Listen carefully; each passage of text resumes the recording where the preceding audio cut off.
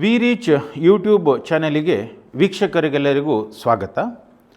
ಈ ಚಾನೆಲಲ್ಲಿ professional ಕೋರ್ಸಸ್ಗಳಾದ CA, CS, CMA ಇದರ academic ಅಪ್ಡೇಟ್ಸನ್ನು ನಾವು ಕಾಲಕಾಲಕ್ಕೆ ಈ ಚಾನೆಲಲ್ಲಿ ಅಪ್ಲೋಡ್ ಮಾಡ್ತಾ ಇರ್ತೇವೆ. ಸೊ ಈ ಚಾನೆಲ್ ಏನಿದೆ ವಿ ರೀಚ್ ಅಕಾಡೆಮಿಯಿಂದ ಒಂದು ಪ್ರಮೋಟ್ ಮಾಡಿರುವಂಥ ಒಂದು ಚಾನೆಲ್. ವಿ ರೀಚ್ ಅಕಾಡೆಮಿಯ ಬಗ್ಗೆ ಹೇಳೋದಾದರೆ ಇದು ಸುಮಾರು ಹಲವಾರು ವರ್ಷಗಳಿಂದ ಪ್ರೊಫೆಷ್ನಲ್ ಕೋರ್ಸಸ್ಗಳಾದ CA, CS, CMA ಈ ಕೋರ್ಸ್ಗಳಿಗೆ ಆಫ್ಲೈನಲ್ಲಿ ಕ್ಲಾಸಸ್ಸನ್ನು ಮಾಡ್ತಾ ಬರ್ತಿರುವಂಥ ಒಂದು ಸಂಸ್ಥೆ. ಮುಂದಿನ ದಿನಗಳಲ್ಲಿ ಆನ್ಲೈನ್ ಪ್ಲ್ಯಾಟ್ಫಾರ್ಮಲ್ಲೂ ಕೂಡ ಅವೈಲೇಬಲ್ ಆಗ್ತದೆ. ಸೊ ಈ ವಿ ರೀಚ್ ಅಕಾಡೆಮಿಯ ಬಗ್ಗೆ ಹೆಚ್ಚಿನ ಮಾಹಿತಿಯನ್ನು ಪಡೆಯೋದಕ್ಕೋಸ್ಕರ ಈ ವಿಡಿಯೋದಲ್ಲಿ ಸ್ಕ್ರೋಲ್ ಆಗ್ತಿರುವಂತಹ ನಂಬರಿಗೆ ನೀವು ಕಾಲ್ ಮಾಡ್ಬೋದು.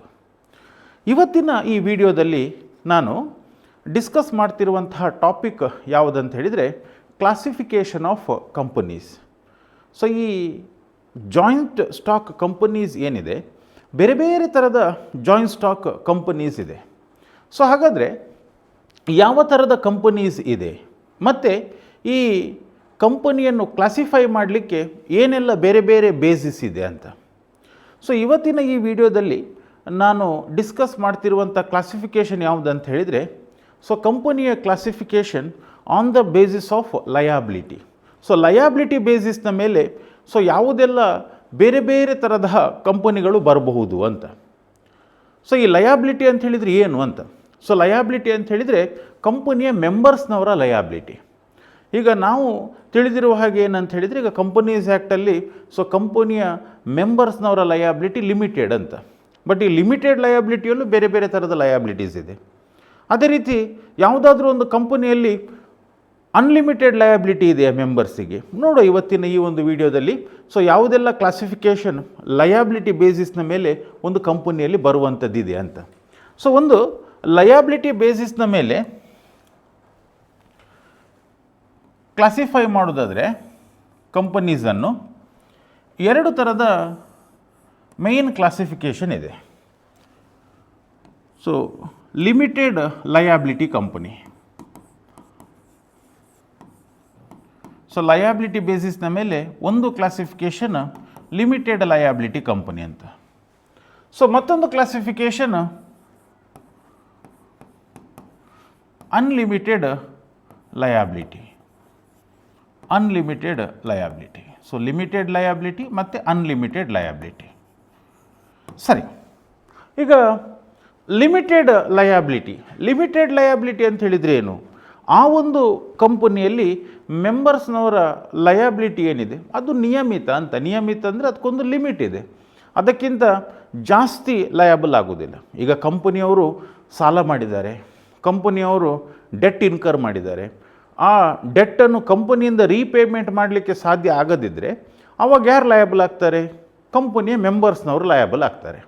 ಸೊ ಹಾಗಾದರೆ ಕಂಪನಿಯ ಮೆಂಬರ್ಸ್ನವರ ಲಯಬಿಲಿಟಿ ಎಲ್ಲಿ ತನಕ ಇರ್ತದೆ?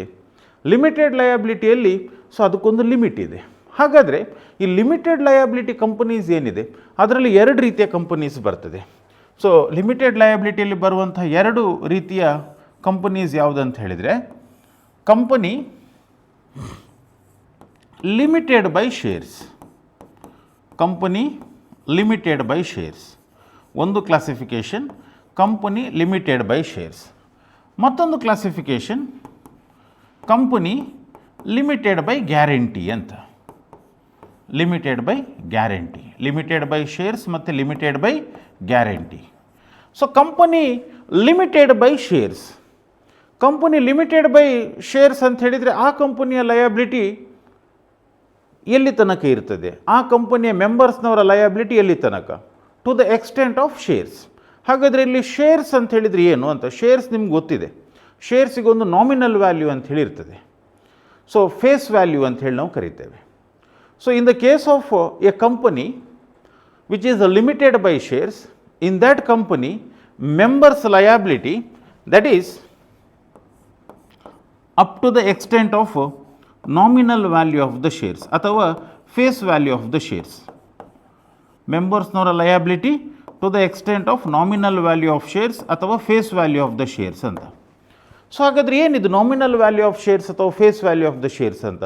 ಈಗ ಒಂದು ಕಂಪನಿಯ ಶೇರ್ಸಿನ ಫೇಸ್ ವ್ಯಾಲ್ಯೂ 10 ರೂಪಾಯಿ ಇದೆ ಅಂತ ಎನಿಸ್ಕೊಳ್ಳುವ. ಬಟ್ ಮೆಂಬರ್ಸ್ ಕೊಟ್ಟಿರುವಂಥದ್ದು, ಪೇಯ್ಡ್ ಅಪ್ ಮಾಡಿರುವಂಥದ್ದು 5 ರೂಪೀಸ್ ಮಾತ್ರ. ಇನ್ನೂ ಸಹ ಒಂದು ಶೇರ್ನ ಮೇಲೆ 5 ರೂಪಾಯಿ ಕೊಡಲಿಕ್ಕೆ ಬಾಕಿ ಇದೆ ಮೆಂಬರ್ಸ್. ಸೊ ಹಾಗಾದರೆ ಈ ಕಂಪನಿಯಲ್ಲಿ ಈಗ ಏನಾಯ್ತು ಅಂತ ಹೇಳಿದರೆ, ಈಗ ಏನೋ ಒಂದು ಯಾವುದಕ್ಕೊಂದು ಹಣದ ಅವಶ್ಯಕತೆ ಬಿತ್ತು, ಅಥವಾ ಕಂಪನಿ ಕ್ಲೋಸ್ ಆಯಿತು. ಕ್ಲೋಸ್ ಆಗುವ ಟೈಮಲ್ಲಿ ಕಂಪನಿ ಯಾರಿಂದಲೂ ಒಂದು ಸಾಲ ತಗೊಂಡಿದೆ. ಆ ಸಾಲ ವಾಪಸ್ ಕೊಡಲಿಕ್ಕೆ ಕಂಪನಿ ಹತ್ರ ಹಣ ಇಲ್ಲ. ಆವಾಗ ಕಂಪನಿ ಡೆಫಿನೆಟ್ಲಿ ಶೇರ್ ಹೋಲ್ಡರ್ಸ್ ಹತ್ರ, ಮೆಂಬರ್ಸ್ ಹತ್ರ ಹಣ ಕೇಳ್ಬೋದು. ಎಷ್ಟು ಕೇಳ್ಬೋದು? ಬಾಕಿ ಇರುವಂಥ ಹಣ ಮಾತ್ರ. ಅಂದರೆ ಈಗ 10 ರೂಪಾಯಲ್ಲಿ 5 ರೂಪಾಯಿ ಆಲ್ರೆಡಿ ಪೇಮೆಂಟ್ ಆಗಿದೆ. ಇನ್ನು ಉಳಿದ 5 ರೂಪಾಯಿ ಏನಿದೆ ಅದನ್ನು ಕಾಲ್ ಫಾರ್ ಮಾಡ್ಬೋದು. ಬಿಟ್ಟರೆ ಅದಕ್ಕಿಂತ ಜಾಸ್ತಿ ಅಮೌಂಟನ್ನು ಕಾಲ್ ಫಾರ್ ಮಾಡಲಿಕ್ಕೆ ಯಾರಿಂದ ಸಾಧ್ಯ ಆಗೋದಿಲ್ಲ? ಕಂಪನಿಯಿಂದ ಸಾಧ್ಯ ಆಗೋದಿಲ್ಲ. So that is company limited by shares ಅಂತ. ಸೊ ಇನ್ನೊಂದು ಲಿಮಿಟೆಡ್ ಲಯಬಿಲಿಟಿ ಕಂಪನಿ ಯಾವುದು ಅಂತ ಹೇಳಿದರೆ, company limited by guarantee. So ಇಲ್ಲಿ liability of the members restricted to up to the guarantee given by the member. Up to the guarantee given by the member. So ಈ ಕಂಪನಿಯಲ್ಲಿ ಹೇಗೆ ಅಂತ ಹೇಳಿದರೆ, ಈ ಕಂಪನಿಯಲ್ಲಿ ಮೆಂಬರ್ಸ್ನವರ ಲಯಬಿಲಿಟಿ ಅರೈಸ್ ಆಗುವಂಥದ್ದು ಯಾವಾಗ ಅಂತ ಹೇಳಿದರೆ, ಕಂಪನಿ ವೈಂಡಿಂಗ್ ಅಪ್ ಆಗುವಾಗ ಮಾತ್ರ. ಕಂಪನಿ ಇನ್ ರನ್ನಿಂಗಲ್ಲಿ ಇರಬೇಕಾದ್ರೆ there is no liability for the members. ಈಗ ಕಂಪನಿ ವೈಂಡಿಂಗ್ ಅಪ್ ಆಯಿತು, ಕಂಪನಿ ಕ್ಲೋಸ್ ಆಯಿತು. ಸೊ ಕ್ಲೋಸ್ ಆಗುವ ಟೈಮಲ್ಲಿ ಒಂದಷ್ಟು ಸಾಲ ಇದೆ ಕೊಡಲಿಕ್ಕೆ. ಸೊ ಆ ಲೋನು ಏನು ಬಾಕಿ ಇರುವಂಥದ್ದಿದೆ ಕಂಪನಿದ್ದು, ಸೊ ಅದನ್ನು ಡೆಫಿನೆಟ್ಲಿ ಏನು ಮಾಡ್ಬೋದು? ಕಂಪನಿ ಮೆಂಬರ್ಸ್ನವ್ರ ಹತ್ರ ಕಲೆಕ್ಟ್ ಮಾಡಿ ಕೊಡ್ಬೋದು. ಈಗ ಮೆಂಬರ್ಸ್ನವ್ರ ಹತ್ರ ಕಲೆಕ್ಟ್ ಮಾಡಬೇಕಾದ್ರೆ ಇರುವಂಥ ಪೂರ್ತಿ ಸಾಲದ ಅಮೌಂಟಿಗೆ ಏನುಂಟು, ಅದಕ್ಕೆ ಸರಿಯಾಗಿ ಅವ್ರ ಹತ್ರ ಹಣ ಕಲೆಕ್ಟ್ ಮಾಡಬೇಕಾ ಅಂತ ಪ್ರಶ್ನೆ ಬರ್ತದೆ. ಇಲ್ಲ, ಅವ್ರು ಏನು ಗ್ಯಾರಂಟಿ ಕೊಟ್ಟಿದ್ದಾರೆ ಕಂಪನಿ ಫಾರ್ಮೇಷನ್ ಆಗುವ ಟೈಮಲ್ಲಿ ಅಥವಾ ಕಂಪನಿಯ ಮೆಂಬರ್ಸ್ ಆಗುವ ಟೈಮಲ್ಲಿ, ಸೊ ಅಲ್ಲಿ ತನಕ ಮಾತ್ರ. ಈಗ ಉದಾಹರಣೆಗೆ, ಈಗ ಒಂದು ಕಂಪನಿಯಲ್ಲಿ 2 ಜನ ಮೆಂಬರ್ಸ್ ಇದ್ದಾರೆ. ಆ ಕಂಪನಿ ಲಿಮಿಟೆಡ್ ಬೈ ಗ್ಯಾರಂಟಿ. ಮತ್ತು ಪ್ರತಿಯೊಬ್ಬ ಮೆಂಬರ್ 50,000 ರೂಪಾಯಿಗೆ ಗ್ಯಾರಂಟಿ ಕೊಟ್ಟಿದ್ದಾನೆ. 50,000 ಮತ್ತು 50,000 1 ಲಕ್ಷ ರೂಪಾಯಿ ಆಯಿತು. ಬಟ್ ಈಗ ಕಂಪನಿ ಕ್ಲೋಸ್ ಆಯಿತು. ಕಂಪನಿ ಕ್ಲೋಸ್ ಆಗಬೇಕಾದ್ರೆ 2 ಲಕ್ಷ ರೂಪಾಯಿ ಲೋನ್ ಇದೆ ಬಾಕಿ. ಸೊ ಹಾಗಾದ್ರೆ ಈಗ ಕಂಪನಿ 2 ಲಕ್ಷ ರೂಪಾಯಿಯನ್ನು ಆ 2 ಮೆಂಬರ್ಸ್ ಹತ್ರ ತರ್ಬೋದಾ? ತರಲಿಕ್ಕಾಗೋದಿಲ್ಲ. ಅವ್ರು ಏನು ಗ್ಯಾರಂಟಿ ಕೊಟ್ಟಿದ್ದಾರೆ 50,000 ಮತ್ತು 50,000, ಆ ಅಮೌಂಟ್ ತರ್ಬೋದು. ಬಿಟ್ಟರೆ ಅದಕ್ಕಿಂತ ಜಾಸ್ತಿ ಹಣ ಕಂಪನಿಯಿಂದ ಕಲೆಕ್ಟ್ ಮಾಡಲಿಕ್ಕಾಗೋದಿಲ್ಲ. ಸೊ ಇದು ಕಂಪನಿ ಲಿಮಿಟೆಡ್ ಬೈ ಗ್ಯಾರಂಟಿಯ concept.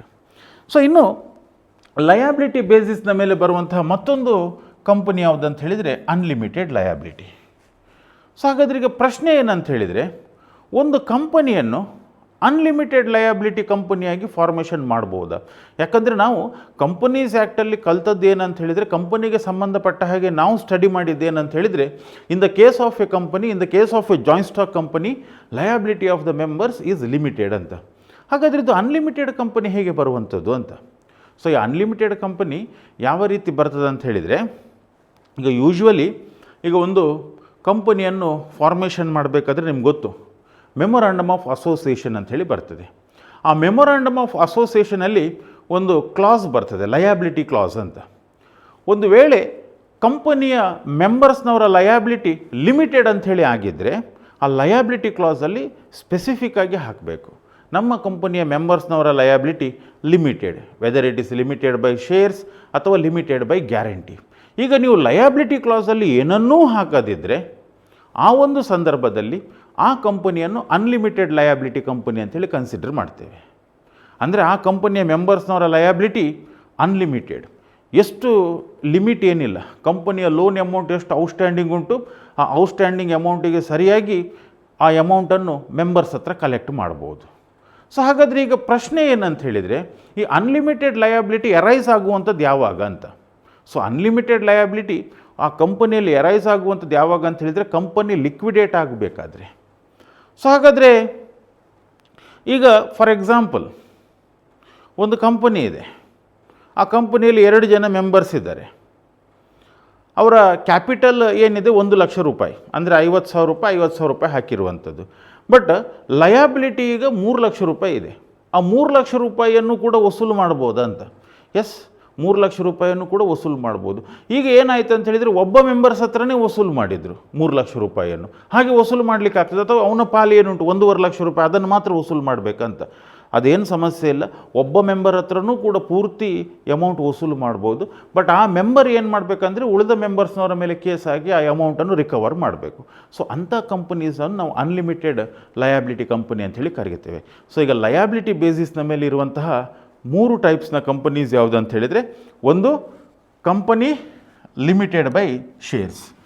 So on the basis of liability one of the classification company limited by shares. ಮತ್ತೊಂದು ಎರಡನೇದು company limited by guarantee.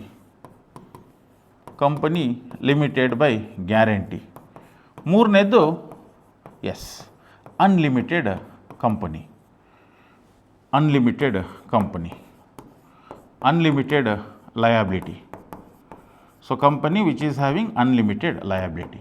So on the basis of liability ಈ ರೀತಿಯ ಒಂದು 3 ಕ್ಲಾಸಿಫಿಕೇಷನ್ ಇದೆ. So ಇದು classification of companies on the basis of ಲಯಾಬಿಲಿಟಿಯ ಬಗ್ಗೆ. So ಈ ವಿಡಿಯೋ ನಿಮಗೆ ಇಷ್ಟ ಆಯಿತು ಅಂತೇಳಿ ಅಂದ್ಕೊಳ್ತೇನೆ. ಸೊ ನಮ್ಮ ವಿಡಿಯೋವನ್ನು ಲೈಕ್ ಮಾಡಿ, ಅದೇ ರೀತಿ ಶೇರ್ ಕೂಡ ಮಾಡಿ. Thank you.